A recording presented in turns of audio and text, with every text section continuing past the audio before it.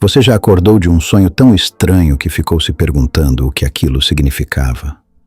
Talvez estivesse caindo de um prédio, talvez estivesse voando, talvez encontrasse alguém que não vê há anos. Para muitas pessoas, sonhos são apenas imagens aleatórias criadas pelo cérebro durante o sono. Mas para Sigmund Freud, o pai da psicanálise, os sonhos eram muito mais do que isso. Ele acreditava que os sonhos eram uma janela para o inconsciente.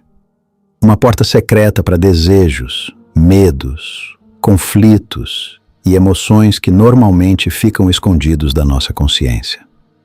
Segundo Freud, nossa mente funciona como um iceberg. A pequena parte visível acima da água representa aquilo que sabemos sobre nós mesmos. Mas a maior parte permanece escondida sob a superfície. É justamente nessa região oculta que vivem nossos impulsos reprimidos, desejos não realizados e lembranças esquecidas. E durante o sono, quando as barreiras da mente consciente enfraquecem, esse conteúdo encontra uma forma de se manifestar. Os sonhos. Em sua obra A Interpretação dos Sonhos, publicada em 1900, Freud afirmou que os sonhos são realizações disfarçadas de desejos. Isso não significa que todo sonho seja literalmente aquilo que queremos. Pelo contrário, muitas vezes o desejo aparece mascarado, transformado em símbolos e situações aparentemente sem sentido. Por isso, Freud dizia que existem dois níveis em todo sonho: o conteúdo manifesto e o conteúdo latente. O conteúdo manifesto é a história que você lembra ao acordar. As imagens, as pessoas, os acontecimentos. Já o conteúdo latente é o significado oculto por trás dessas imagens. É aquilo que o inconsciente está tentando expressar.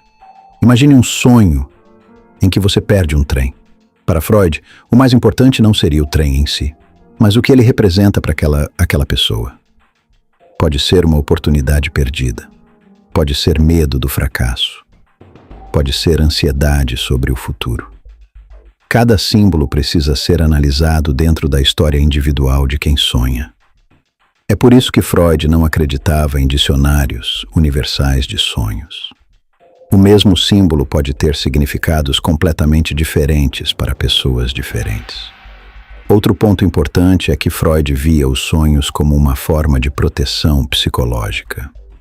Se os desejos inconscientes aparecessem de forma totalmente direta, poderiam causar ansiedade e interromper o sono. Por isso a mente os transforma, disfarça, mistura elementos, cria metáforas, constrói narrativas estranhas. É como se o inconsciente falasse uma linguagem própria, uma linguagem feita de símbolos. Ao interpretar os sonhos de seus pacientes, Freud buscava compreender os conflitos emocionais que influenciavam suas vidas. Ele acreditava que entender os sonhos ajudava a revelar aspectos profundos da personalidade e do sofrimento humano. Mais de um século depois, muitas ideias de Freud continuam sendo debatidas. Algumas foram questionadas pela ciência moderna.